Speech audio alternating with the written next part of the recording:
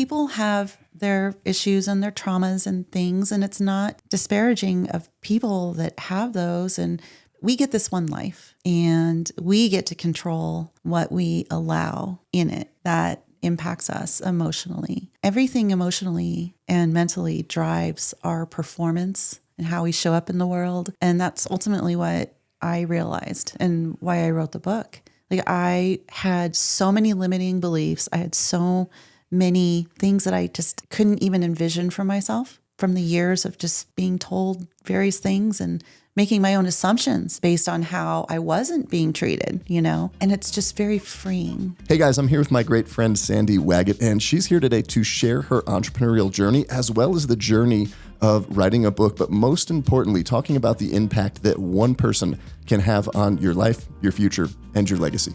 Are you a faith-based father and you want to have the adventure of a lifetime with your son? You have to check out the father-son hike of a lifetime on the Camino de Santiago in Spain.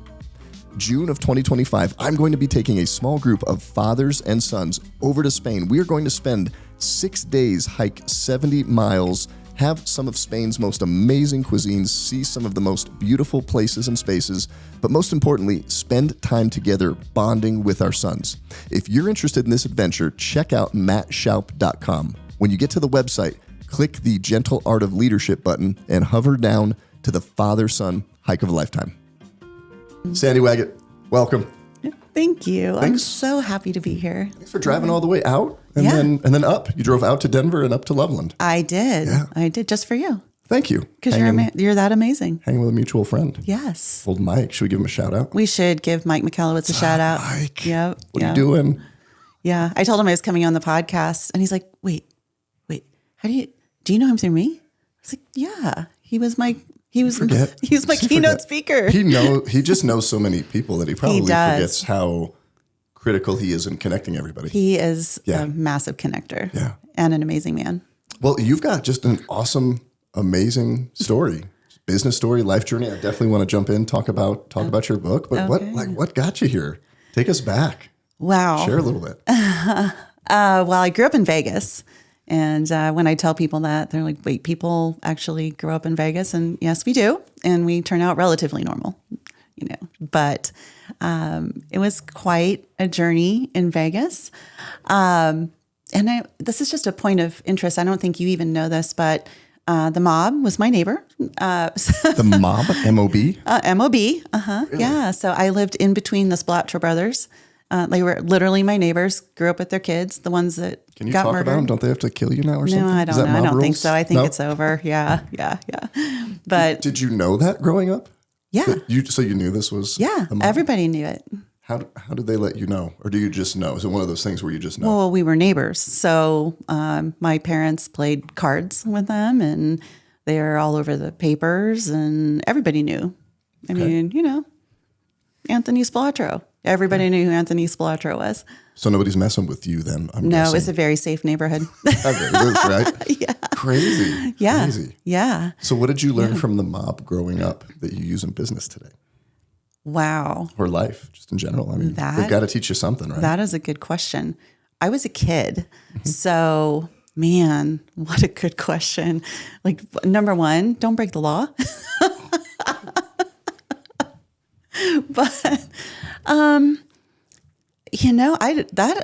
you've got me stumped because I was young and I grew up with their kids. So, we had sleepovers. I was in the house next door at a sleepover when the house got shot up. That's in the movie Casino. I was right there next door, and the mom came in and threw us to the ground. And it was dangerous, but only between the mobsters, That's wild. It was wild. Wait a minute, I gotta pop in. I told you Joey would pop in. Yeah, that's fine.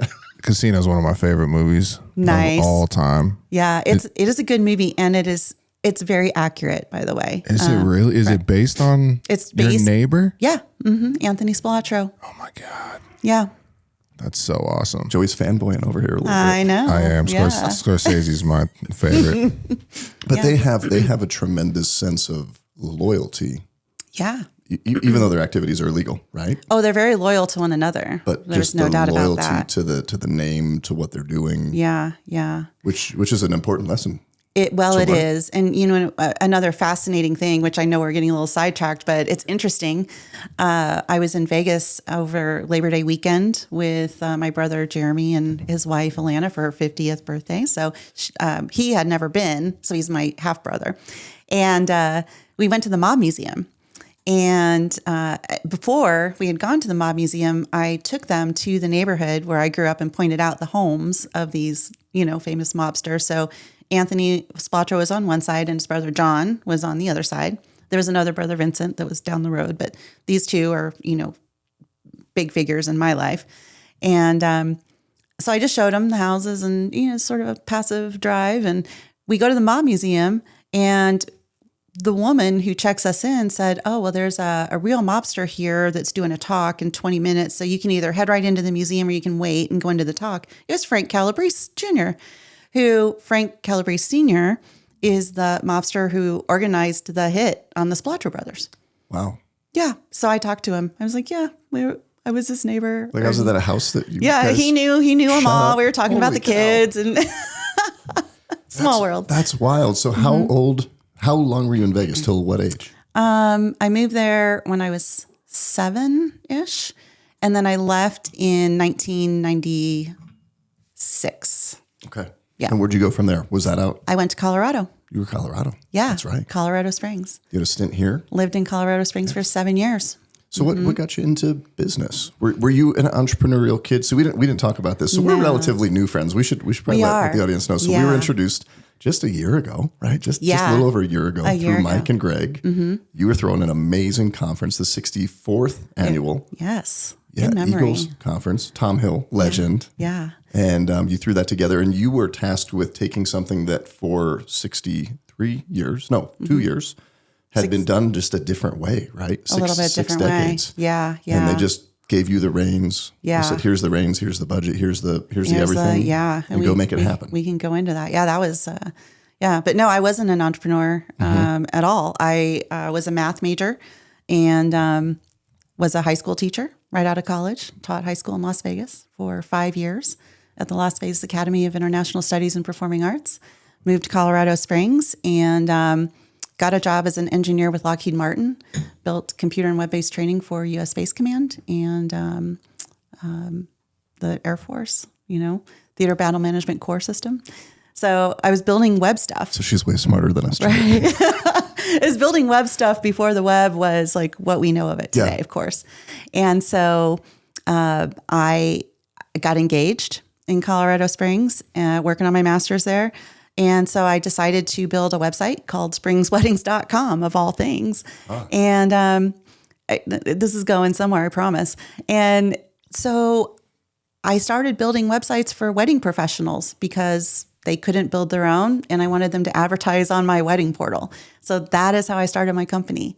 And that back then, this is in the 1999. 99. So things are just people don't understand the impact that the World Wide Web is going to have. No, Google, and probably how valuable that website was, just that domain. Exactly. I still own it.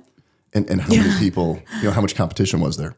None. Yeah. Yeah. I would just go knock on a door and I'd say, hey, you need a website. Yeah. But they did not, you had to program websites back then. Were you still writing code? Was that what Java? Yeah. I don't know all about HTML, that. JavaScript. So you're writing all the code and the little carets and the brackets and all I'm one stuff. of the few left that can build an HTML website from scratch. I know. I can build it now, but it's just drag and drop. It's like super easy. It's kind of like what Canva did to a little bit to Photoshop. Just makes it super simple. Yes. That's crazy. Yeah. Crazy. Yeah. So that starts taking off from there. Did you feel like you were business wired? Or did you just really lean into the skill set you had with the web knowledge and it just turned into business and I saw was the probably business wired because my mom and stepdad in Las Vegas, he was a chiropractor, owned his own business, and they owned 7 dry cleaning companies. And so I grew up in kind of that world where they owned their own business. Yeah. And, if you look back at my notes as a little girl, I always said I wanted to be a CEO. I think it wasn't like I wanted to start my own business. It was I wanted to be like a big time, CEO, corporate CEO. But when we moved from Colorado Springs to Knoxville, Tennessee, so Mike, my husband, was in the Air Force, and so we moved quite a bit. Yeah. And that's when I went full time on my own on the business. So I went from making a really good engineering salary with a web design side gig to zero income and new city, and built my web design business kind of from scratch. Was there a point when you decided to make that leap? Because you just cold turkey quit the job? Cold turkey. And went to the business. Was that business producing enough to replace it? The No. reason I ask is I have a couple people in specific, Bob, that are getting ready to retire, and there's always that balance. And I think there's a scale. I want to fully replace my income plus have 6 months reserves versus and I'm just jumping and I've got nothing. So you just jumped. I jumped, but I was married at the time, and I had, kind of an anchor income and, a driving spirit. It didn't take long to start making money. Yeah. So, but no, I was one of those that did not have the income replaced when I made the leap. But had a little bit of a safety net with another income, but still just had unwavering faith that it would happen for you. Yeah, I had unwavering faith, and Mike, being a pilot and a officer, had the income to, make sure we were fine. It gave me the space and freedom that a lot of people I know don't have. So you're just busting into this early day opportunity where there's really nobody or very limited people in the space. You're the expert just by stepping into the space. Just by stepping into the space. So how was that? Was it just like shooting fish in a barrel to a certain degree? Yeah, actually, I would say, I mean, Sweet. Not that I take it for granted. I was lucky. The timing was just lucky.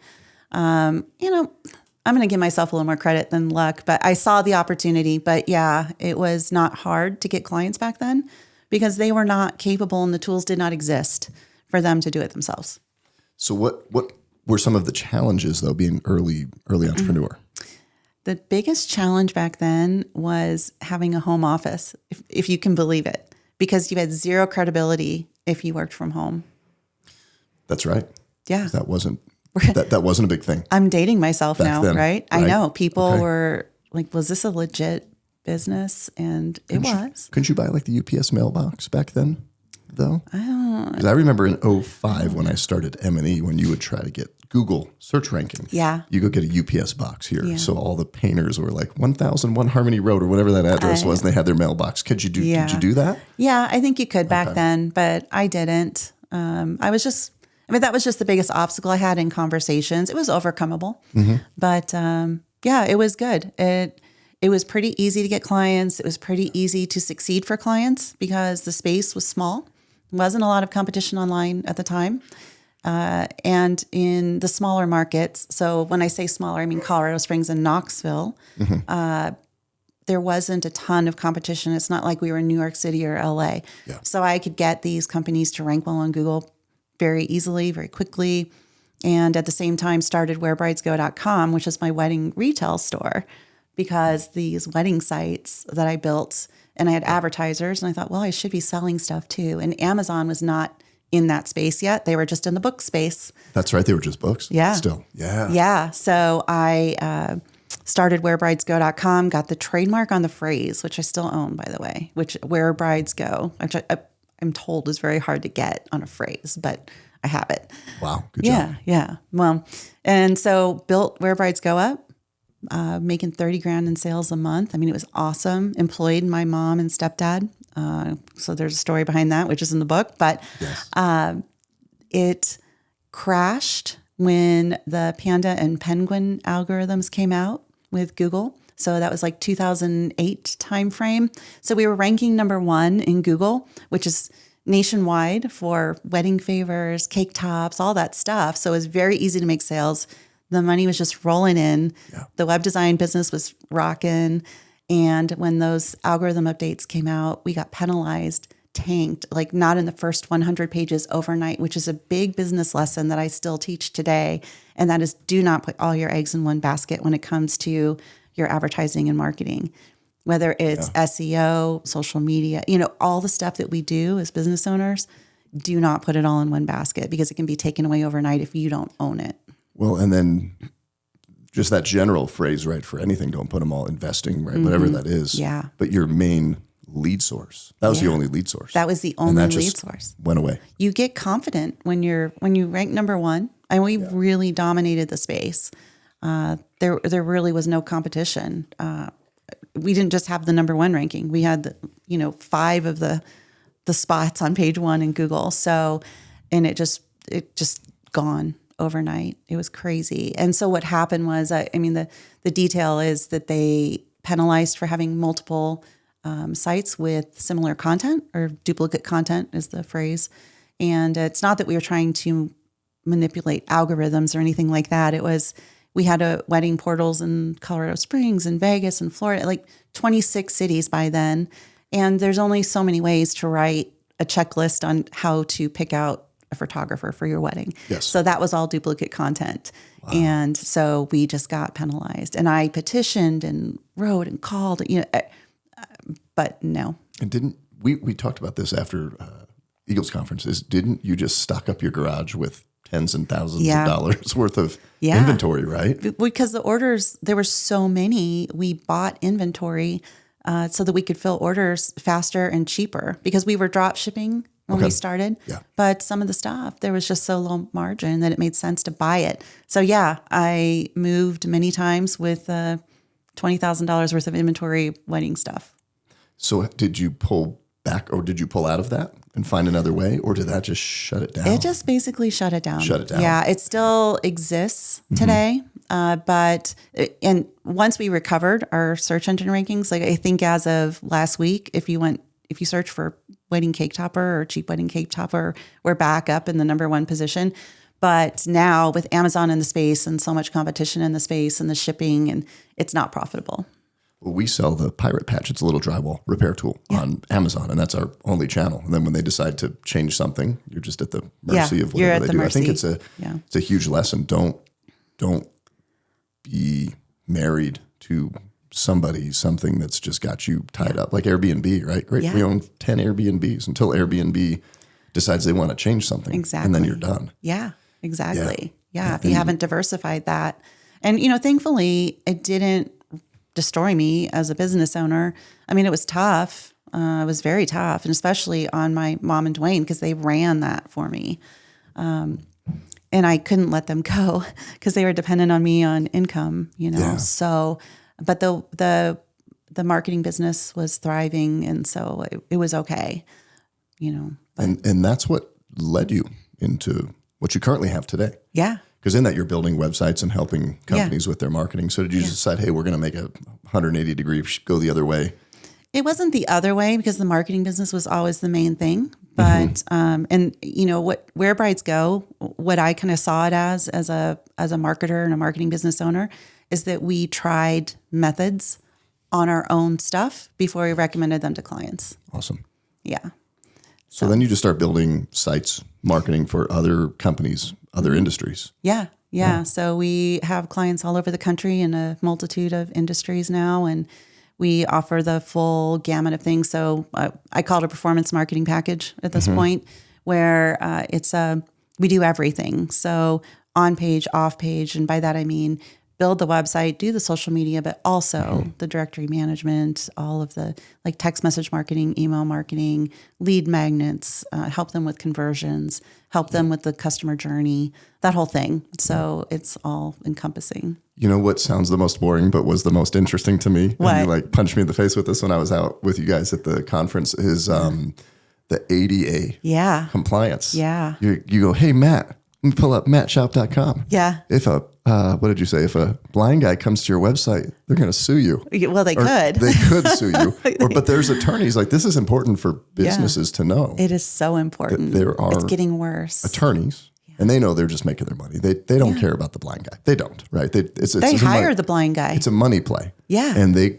group up and sue businesses if your website is not compliant. Yeah.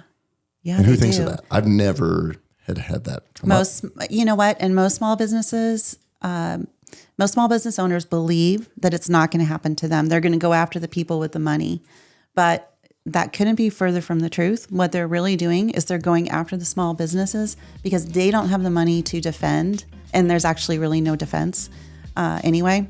But they don't have the money to defend, so they settle. Is the paint or roof on your home or business starting to look a little shabby? If so, reach out to one of our sponsors, M&E Painting and Roofing. M&E Painting and Roofing is a full-service residential and commercial painting and roofing contractor in Northern Colorado. And full disclosure, I'm the M in M&E. Check them out at mandepainting.com. Are you a small business trying to navigate all of the landscape of digital marketing and don't know where to go? Reach out to one of our sponsors, Imprint Digital. They are the go-to source for all things digital marketing. They are the producers of this podcast, and they run all of the marketing for all of my companies. Check them out at imprint-digital.com. And you had a really good friend. I remember you shared that you had a really good friend. You got a good friend here in the studio too. I do. Yeah. Yeah. Yeah. Charlie. Charlie's trying to get on the show. Charlie, I'm so sorry. I told you she'd be quiet, but she's not being quiet. But you had a good friend. You had a good friend that experienced that. And did it shut them down or put them in a really bad spot? It put them in a really bad spot. So they were sued as a company. It was actually my friend's parents' company. It was a small cutlery company that was sued for $87,000 for missing alt tags. So anybody in the technical space knows what that is, but it's basically the code behind the image that describes what the image is. So screen readers can tell you what the image is. And that was it. So they were sued for $87,000, had to settle for somewhere around $20,000 to just make it go away. And so that's what really put me on the kick to educate people. Yeah. And I hate fear-based marketing, but this could happen to anybody. And small business owners really need to take notice of that. Yeah. And since then, just in the small community at Lake of the Ozarks, where I'm from right now, there are 2 brand new lawsuits, one a small resort. And as soon as it hit the community and that came out, they called us, of course, for help. They weren't a client. Yeah. They called us for help. So we got them compliant, but that doesn't take away the lawsuit that already hit. So, and I knew because I saw this happen down in Fort Myers Beach pre-hurricane, because we had several clients, or still have, had now because they were destroyed. But once it hit there, they started falling one after the other because they would go after the businesses in the community. And another one hit about a week ago in our community. I'm like, yep, they're targeting now. So they're targeting geographic areas. Yeah. Too. Okay. Yeah. Okay. I hate to say it. It makes me mad. And it's not that I believe in ADA compliance for websites. I really do. But if someone's trying to utilize the website, just contact the company and tell them, that's all. And then let them fix it. Well, and so many of these groups are money grab. I had the EEOC in here busting my balls about somebody that we didn't fire. We just didn't hire them because they were total liars, totally full of crap. And they went through the process and they got a right to sue letter. I said, well, come sue me because you're a liar and you're full of crap. And they come in here. I mean, I've had EEOC and then OSHA. Wow. Yeah. They'll probably be at my job sites now, but they don't care about safety. Like I've never talk about a mafia shakedown. Right? Did you ever watch the old neighbors like shake somebody down? Do you ever? I was young. I was a kid. No, so you didn't know? I was playing kickball in the street. So OSHA comes up. If anybody's in the contracting world and you haven't yet, just get ready for it. So they come up. Hey, I'm Johnny with OSHA. When Johnny with OSHA comes up, Johnny with OSHA already has 3 days of video on your job site, construction site, whatever that is, and. Hey, we've got, $37,000 worth of fines. This was 2010. I was like, oh, shit, we're going to. Yeah. Oh, you want to hear another one? And then they pull you into a room and it was like used car dealer negotiating. Well, if you take this class, we'll settle for 25. And I'm like, I only got 25. Well, let me go back and talk to my manager real quick. I mean, literally this OSHA idiot is leaving the room and coming back in. And I think we got out of there for $1,800 and had to go do some follow-up classes. I said, you guys, not once did you give a shit about the guy that wasn't harnessed correctly or the knot wasn't tied right. I mean, it was something stupid. Yeah. So I don't know. It's just money grab. I have a client that, so we do social media and there was a post on Facebook and Instagram that, unfortunately, it was a picture they gave us, but we got this frantic phone call from them. You got to take this down immediately. OSHA, they got penalties from OSHA because the picture that they had provided, the guys were not, something wasn't right in the picture. They weren't complying. Yeah, not compliant. Yeah. Wow. Yeah, that was wild. But I was going to ask you, I wanted to shift gears a little bit. You were tasked with throwing an event for a legend just in the business and leadership and faith space. How was that? Because we talked as you were planning it and post-planning it, and then you just threw the second one. So that was the 65th. Yeah, right? the 65th Eagle Summit. How was all that? Just talk about putting an event like that together. Yeah, it was amazing. So I'm going to back up just a touch with Dr. Tom Hill. Dr. Tom Hill he's retired. So that's why I say was. My mentor for 7 years. And he's the co-author of Chicken Soup for the Entrepreneur Soul with Mark Victor Hansen. And I was just fortunate to meet him. And I attended Eagle Summits. He had put these on for years. They were by invite only. And it was that group of people. You know, his network is just phenomenal. He was a Vistage speaker forever and in the education field forever at the collegiate level and spoken all over the world. So his network is amazing. So these people would come from all over and just get together once a year, sometimes twice. So that's how we got to 65 so fast. And he started to, he's aging. He's 89 now. Is he really? And yeah. So he, just didn't have the energy to put that on. And his kids are all grown and have their own lives. And, it's not their thing. So he asked if I would, be willing to step in. And I mean, it is an honor, actually. I was very stressed about it. And I honestly had I had no idea where to start. And I just started asking my friends and other mentors, Mike Michalowicz being one of them. I had this conversation. And so that's how we met. He said, call my friend Matt. And that's so that you came in as the keynote speaker. Well, that was an honor. That was a big just responsibility for me to have a guy like Mike, who's been a mentor to me, for me, to say, hey, I trust you to go speak at this event. Yeah. And then I'm watching all these speakers that are just freaking amazing. You had such a lineup. I mean, all of them. Yeah, they were so good. And just all different capacities of life and business and just all the amazing thing, though, I didn't know any of them ahead of. Really? So I just reached out to my network and said, who do you know? And who do you know that would do it for free? You didn't do it for free, and nor should you. You're the keynote speaker. But I had no budget. Tom had, Tom's a wealthy, man, and, he funded the whole thing. But when I took it over, with the blessing of his family, I set up a separate business entity. So I was the person financially responsible for the whole event, and there was no budget. Literally no budget. So I had to beg, barter, bat my eyes. I'm just like, please, you can come to the rest of the summits forever for free if you want. I mean, I just used every resource. It's, and there's a quote, and I don't know who said it, but it's, you don't lack resources, you lack resourcefulness. Yes. And so I was determined to make it happen. So as you just said that, because I was talking to a brand new business owner, he is new into his industry and just the space of business, has no money, has no contacts. And he said, I have nothing. I said, well, work with what you have. So what are some of those ways to be resourceful when you don't have resources? Well, when it's so important. You can do anything if you follow that mindset and that formula. Yeah. I mean, for me, it was, when we think of resources, we tend to think money.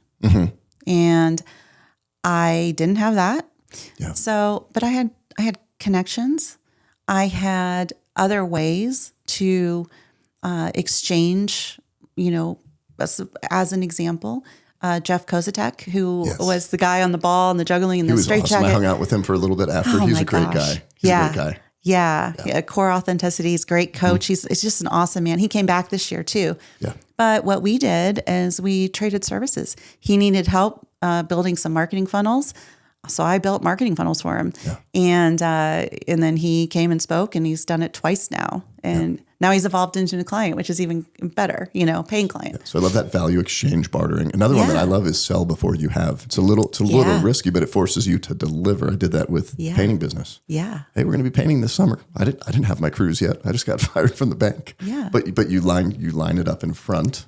Of course. And then deliver on it later. Yeah. But you got to be careful with that one. Well, Daniel Priestley does the waitlist model, like put it out there first and then see if there's interest. And then when there is, you just deliver. Yep. And if not, just shut it down. Then just shut it down. It doesn't cost you anything. That's so cool. And Tom was such an awesome guy. Oh, so cool. He hung out at just about the whole summit. He did at the 64th. Now at the 65th, he's now in a full-time care senior facility. Okay.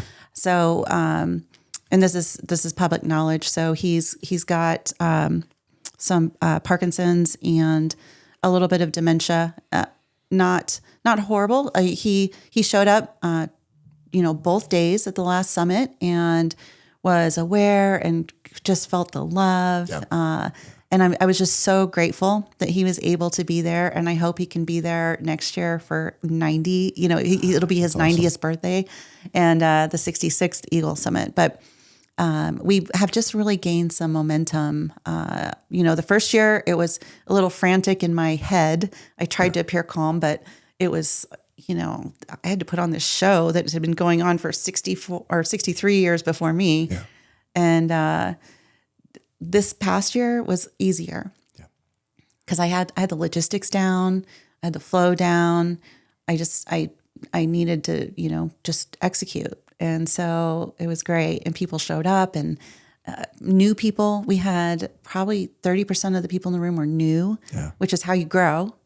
So I'm super excited for next year. And I've got a speaker coming in next year. I hope you can come. I was somewhere. Yeah. Whenever you had it, where I couldn't. Yeah, it did it. Is it going to be that same range, kind of that late-ish September? Yeah. So early October, was it late September, early October, wasn't it? This past one was late September. The one before was early October. I'm leaning toward early October again. Okay. So the guy that's going to come in next year is, he was with President George Bush for the 24 hours in the bunker after 9/11. And so he's got an incredible story. And his book is called 24 Hours Inside the President's Bunker, 9/11-2001. Robert J. Darling is his name. Okay. Yeah. That'll be cool. Yeah, I had to pull that out. How did you get connected to him? So he's a client. And I asked. That was it. Yeah. So I got connected to him from the military, with Mike over the years. Yeah. So that's how he became a client. And so I just asked, and I tried to get him to come for the 64th, and he couldn't. The date didn't align, but he's like, "Oh, you're having it next year, right?" Well, so I'm putting my calendar and I'll commit. And so I just told him to block out the couple of weeks, and I'd get him the final date. Yeah, that's really cool. Yeah, it'll be exciting. Come see 66th. Tom will be 90. Wow, Tom will be 90. Crazy. Yeah, what a legacy that guy's got. Yeah, and he still comes to our monthly masterminds. So we have those in St. Louis, and he still shows up, and I'm just so. It's an honor. People say, "Thank you for doing this. Thank you for continuing it," but it's an honor for me. I mean, the man's incredible. Well, for as much as you were stressed, it didn't show. Yeah, so I remember when that was all over. We went across the street. We were sitting around the campfire. Around the fire. Everybody's drinking. I don't know what they're drinking. Yeah, that's some good whiskey from somebody. Yeah, it was bourbon. Like, oh my gosh! And we just hung out. Yeah. Yeah, you just Took sit back and I love that. So I'm going to talk about your book. Yeah, great. What inspired you to write that? Tom. Yeah, Dr. Hill. So when it's fascinating. This is a really good story. So when I got introduced to Tom and I decided to make him my coach, he asks everybody the same two questions first before anything else. The first one is, who do you need to know to help you get where you want to go? And then the second one is, if you're a Christian small business owner, you have to check out one of our sponsors, the Foundry Advisory. They are a Christian peer advisory community here in Northern Colorado and the Front Range that is designed to give you encouragement, support, and insight to grow your business with other like-minded Christian business owners. Not only are they a sponsor and a partner of this podcast, but I'm also a member of their community. Check them out at thefoundryadvisory.com. If you've got junk in your life or business that you need removed, reach out to one of our sponsors, Hulk Addicts. They are a full-service junk removal company, and they'll be able to take care of you at your home or your business to get rid of whatever you don't want. Check them out at hulkaddictsjunk.com. When is your book coming out? So the first one, so I'll save the second one. So the first one, I said, I don't know. I was embarrassed. I didn't know, who I needed to know. Yeah. And he said, well, I'm going to let you sleep on it, and I want you to call me in the morning. And so I said, okay. So I thought about it. I called him in the morning, and I said, Mike Michalowicz and Donald Miller. And Tom, with his extensive network, being friends with Mark Victor and, all that whole crew, had he known those two men, he would have introduced me immediately. But he didn't.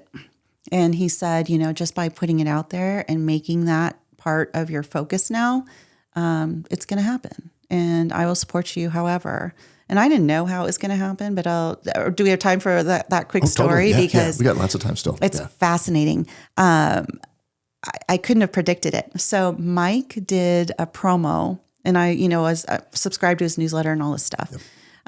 He did a promo for one of his books. I believe it was Get Different. Buy 50 books and you get a 15-minute Zoom call. Yes, remember that. With me, one-on-one. And I said, well, I own a marketing company. I'll buy 50 books and give them to my clients. Yeah. And I'll get on a 15-minute Zoom with Mike Michalowicz. About what? I don't know, but I'm going to figure that part out. So I bought the 50 books. His assistant called and scheduled it, and I prepped for it. I'm like, okay, I've got 15 minutes, and I'm sure it's going to be exactly 15 minutes, right? Yeah, he stays on point. Yeah. He stays on schedule. Yeah.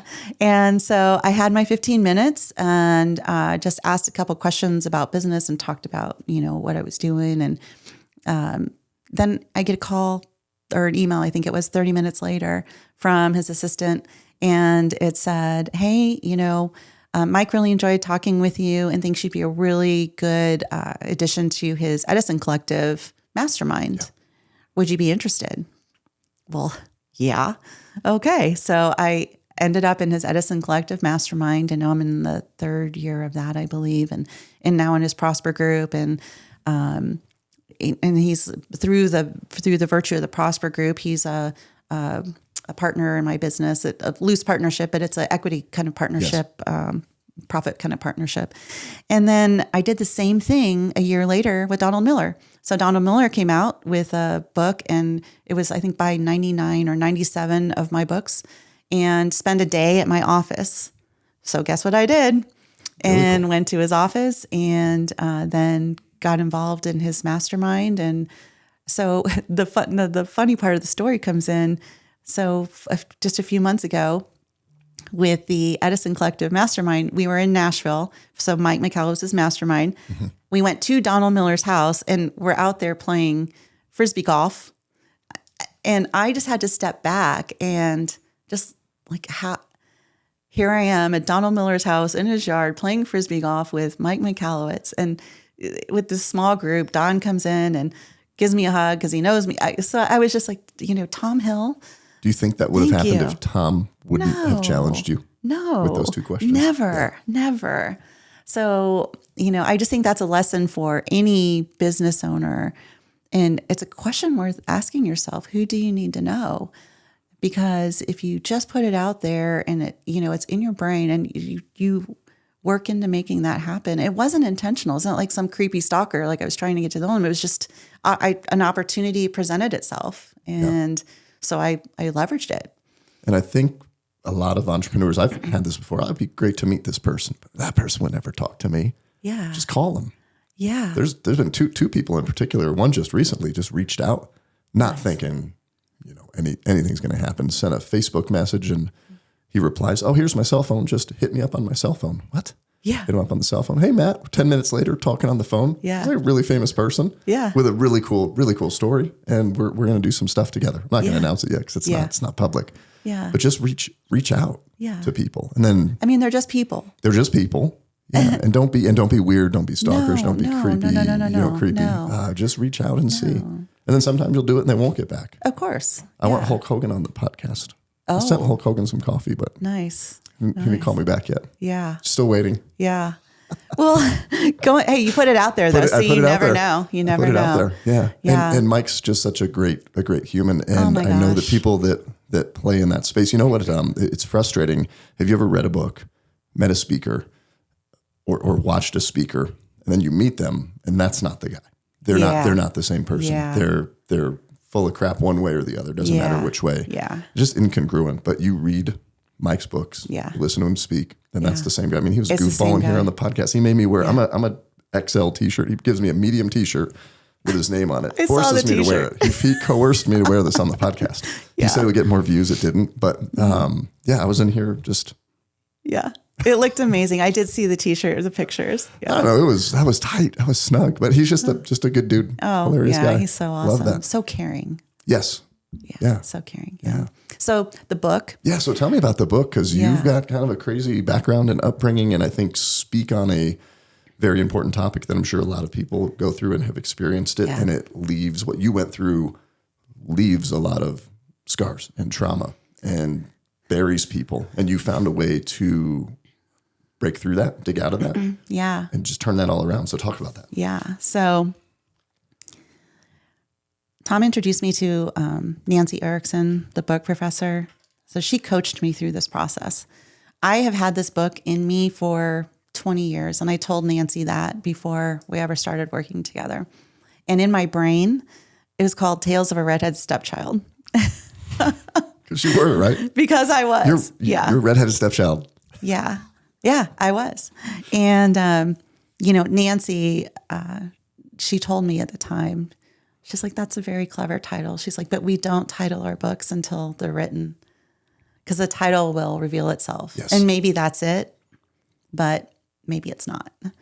And I thought, well, it will be the title of my book. But right. You get that? No, that's the title. I had that. Yeah. Mm-hmm. So I went through this process, and the book was, it's not about my mom, but so it's about challenging and toxic relationships in our lives that impact us in ways we maybe don't even realize. And, for me, that was my mom. And, but it doesn't have to be. It doesn't have to be parent. And by all accounts, like if you were to go back and look at my social media over the years and stuff, my mom and my stepdad worked for me, and I was there taking care of my mom. Every weekend, I even moved into their place when my stepdad had a heart attack, and I was doing everything I could to gain favor in the eyes of my mom. And so. I just learned over the years that she was just a very classic narcissist. So everybody loved her, and everybody who was her friend still loves her and have really excluded me from their lives since the book came out. But it's impossible for them to understand, because she would be loved by everybody. And then behind closed doors, just hateful to me. And that was hard, So the book is about self-empowerment and the journey to becoming the person you need to be to step out of that domineering relationship. Yeah. And writing the book was very cathartic. And I try to tell people, it's not a story about my life. It's not a book about my mom. Every single chapter is empowerment, steps, actions, and then stories that kind of supplement, like, here's why this, might be, or here's how to identify this in your life. Yeah. So if somebody thinks they're in that space, how do you identify that? So maybe give some snippets, little breadcrumbs from the book. Yeah. So, imposter syndrome, lack of confidence, the desire to please all the time, overgiving. I mean, these are all behaviors that stem from something. Yes. And, for me, I am an overgiver, always have been, but it took me a while to figure out that it was the need to feel loved and the need to feel seen and be cared for. 3-4 things, right? However they show up, imposter syndrome, the other ones you mentioned. Overgiving. Yeah. Lack of confidence. That's because it wasn't that love. Yeah. Acceptance wasn't given from somebody or something. Yeah. It wasn't felt. So there's like a void that you're wanting to fill, and you fill it with one of those. And I'm not really blaming. And in the book, I felt I was pretty clear about this. I don't blame her for that. It was, the time that I was growing up. They owned businesses, and we joke about being Gen X, where you drink out of the fire hose, stay outside till the streetlights come on, and like I grew up at home by myself. You know, they were always working, and even though I have a lot of half brothers and stepbrothers and sisters, I was the only child in the Las Vegas household. So I was just alone, and they would get home between 6 and 7. And, I was just very self-sufficient. And, and my mom, she moved to Vegas when I was 4 with Dwayne and was not allowed to take me out of the state. So I actually lived with my grandparents for a few years. And you think of now in retrospect, that's very traumatizing for a child. So I never had the bond with my mom. And they say the most formative years are, from when you're a baby to 6 or 7 years old. So, all that stuff plays into it. But it has made me who I am today. Yeah. But it took a lot of self-exploration and coaching and therapy to identify, I don't need her approval. Yeah. And so, the book was out it came out in January. She passed away in May, a year and a half ago. And I didn't speak to her. She didn't speak to me. I knew. I really didn't want her to see the book. It was not written to hurt her. It was for me. Yeah. And she was not really online, and my intent was not for her to ever even know it was written. Because like I said, if you read the book, it is not about her. There's not a horrible word said about her. Her name's not even in it, So only the people who know me even know who she is. Right. But somebody told her about it. And but I had to talk with Tom and with my book coach about it ahead of releasing it, because I was really hesitant. And they're like, Sandy, what if she does read it? Are you going to feel good if she knows? And I said, well, at least she'll finally know how I really feel. Yep. And so she did. And I'm okay with that. And the response was from her? Silence. Yeah. Yeah. And then, of course, calling everybody and how could she? And, but that's to be expected. Because being a classic narcissist, and I do not use that term lightly, she's very much a classic narcissist. It was all about her. Yeah. But it's not. Even my book coach, when the book was done, she said to me, I thought there'd be more about your mom, because she knew there's so much more. But there's only a few key stories in the book, and it does kick off with the turning point for me that, the intro is about, she had 13 stents put in her heart, an emergency surgery that saved her life. And I was there and had no thought of writing a book at the time or anything. I was there still looking for approval and taking care of her and all of that. And I was in the hotel or the hospital room at the end of her bed, and it was just like these hateful black eyes. It's visceral to me still. Like, and she's like, Sandy, you've lost your soul. Like she hated my husband.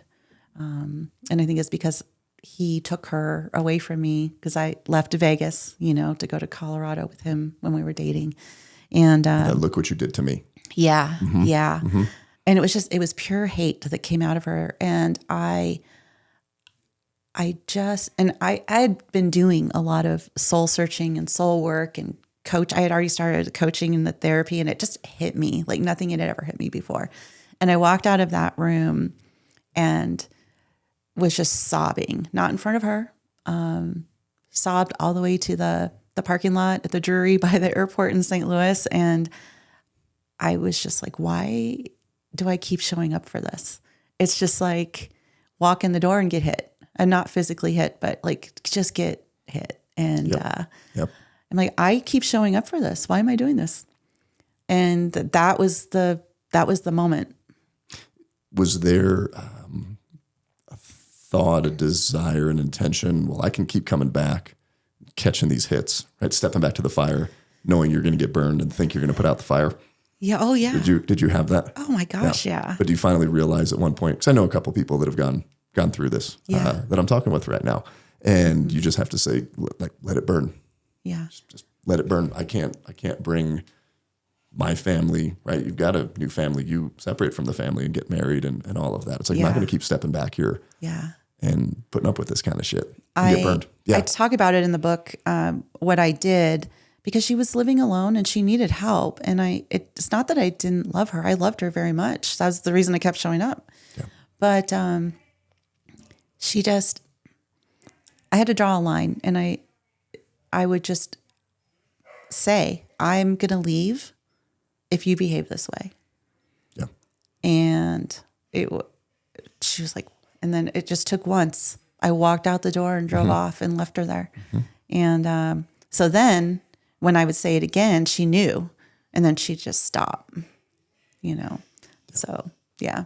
Now, I think it's important coming from or being in an environment like that to create boundaries. Yeah. Because those kind of situations can make the lines really, really blurry and allow you to get sucked back in, whether it's a guilt trip or I need you, comment. But you've got to draw those lines and then just put the foot down. Yeah. This is interesting, just to kind of illuminate where her mind was. I was helping her, and this is after the whole boundary setting and everything. I was there. I was helping her pack up her house to move to Farmington, to a senior place, and she comes out and has these baseball cards of my grandpa's, I think. And she said, "Would you like to have these?" And I said, "Sure." So she tears them up in front of me and throws them in the trash. Wow. Right? Who does that? Yeah. Just keep coming back to the phrase that hurt people. Yeah. And you get an opportunity to break that cycle. Yeah. But it takes recognizing it. It does. Creating boundaries, stepping to the other side of it. And did you find as you were further and further away from that line that got drawn and you stepped over and said, "Hey, like this is done," the further you get away, just the not easier it becomes, but more you just see the mess you were in. Yeah. And you just don't realize even how messy it was to a certain degree. It's hard when you're doing it. And I even say in the book that it's a process. It doesn't end. Yeah. Because you do keep getting drawn back in. You're like, oh, well, now they're starting to behave a little better. But no, you open that window and it just falls right back. So, what I found is as I stood my ground and I still showed up to care for her. I didn't stop showing up until she read the book because she wanted nothing to do with me then. And even when she was dying, I didn't know. The family wouldn't tell me till finally one of my step cousins texted me and said, I don't care what happened between you two, but, she's on her deathbed right now and you need to know. I would want to know. It's my mom. And so the person who she was communicating with was, this is sad too, my stepsister's ex-husband.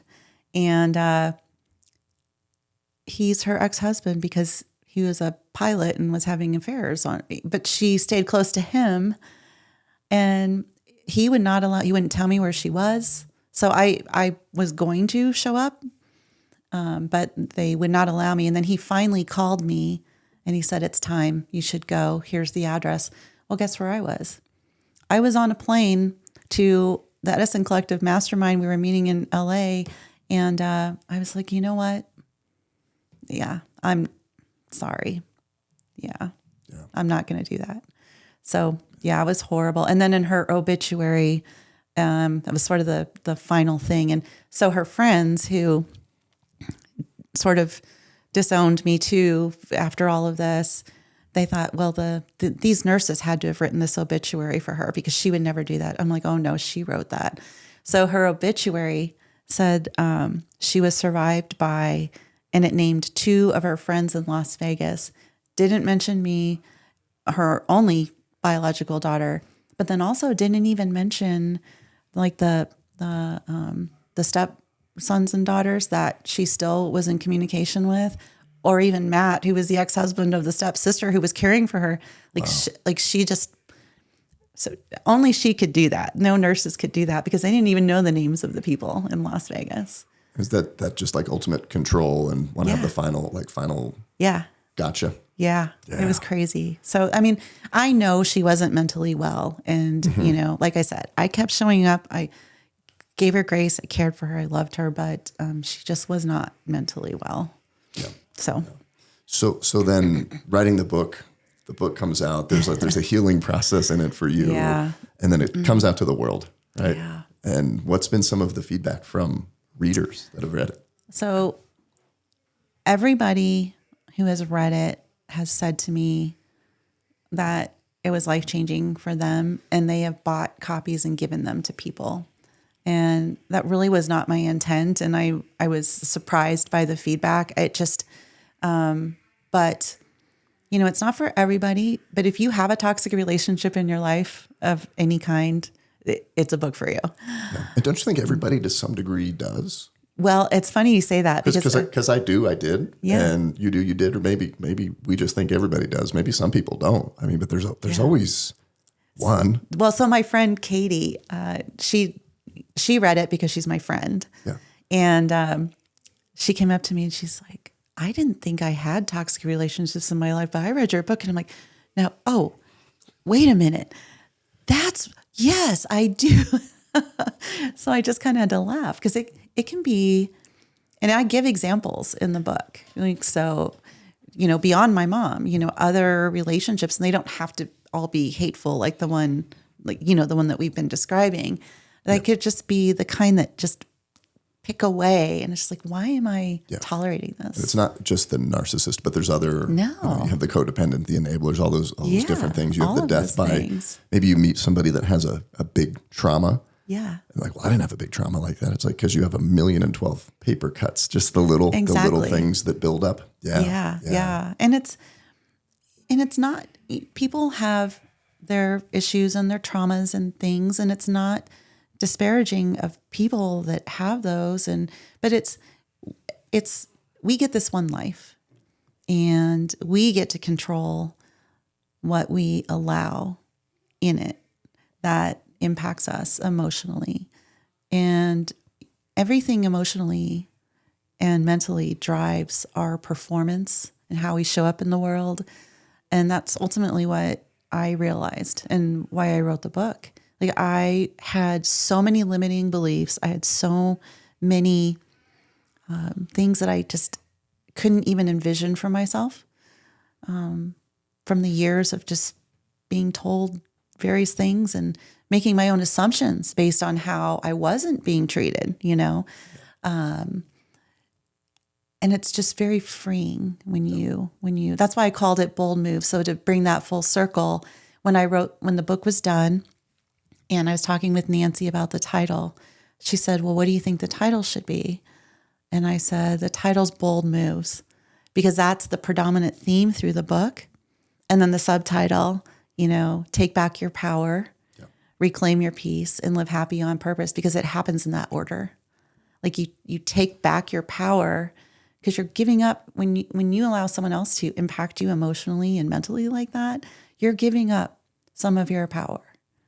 And so you take back your power first, and then the peace and the freedom you find in your life as a result, it's like, why didn't I do that sooner? And then live happy on purpose, which is the theme. So the website associated with the book is happyonpurpose.com. And that's the ending of it. That's the outcome. Yeah. Yeah. And you live that because it's on the back of your Jeep tire. It is on the back of my Jeep tire. You got an amazing Jeep. So we have to close. You know, we didn't talk about this yet. Yeah. So you come out to Estes Park, you drive out in your Jeep. Come on, this is a perfect closeout. Yeah. And you're like, hey, let's meet. What do we say? Let's meet at Rocky Mountain National Park. Yeah. I didn't realize how busy it was. You had to have a schedule. No, I scheduled. I didn't have a pass. Yeah. And then I get up there and you're lost. You're lost on the side of the road. Sitting on the side of the road. At 12,000 feet high. Yes. Because that's how you introduced me at the conference. You're like, funny story. Yeah. And I was on a hike. Picked you up on the side of a road. And then we went to the Stanley Hotel. Yeah. And had some drinks and some awesome food. I remember that. Yeah. That was a fun first way. That was our first meeting in person. It was. It was so much fun. And it's a great story. Sitting on a rock. And then we finally got up to the Jeep to where I was parked up at the top of the trailhead. And then coming down, I saw another person who was lost and picked them up and drove them back up to the parking lot because I'm like, I was there. I get it. I was there. Yeah, it's fine. Don't worry about it. So we're wrapping up. We close every show the same way with every guest. As you wrote down the statement that you want to leave with the world when you leave it. What did you write down? Yeah. So it's fascinating. I didn't predict that we were going to talk in that depth about Tom Hill, but it's Tom Hill's 4 mantras. And this is one of the early things he teaches to the people that he coaches. And this has impacted my life crazy ways. So number 1, we have a moral obligation to be the best person we can be with our God-given talents. Number 2, we have a moral obligation to make a positive difference in the lives of everyone we encounter. Number 3, one idea well executed can change your life forever. And number 4, one person who's attracted to you for the person you've become can change your life forever. And for me, that was Dr. Tom Hill. Love it. Sandy Waggett. Yeah. That's a wrap. Thank you. Hey, thanks for tuning into this week's episode. Would you make sure to please like, comment, and subscribe to the channel here? And please share this episode with somebody whose life it will make better.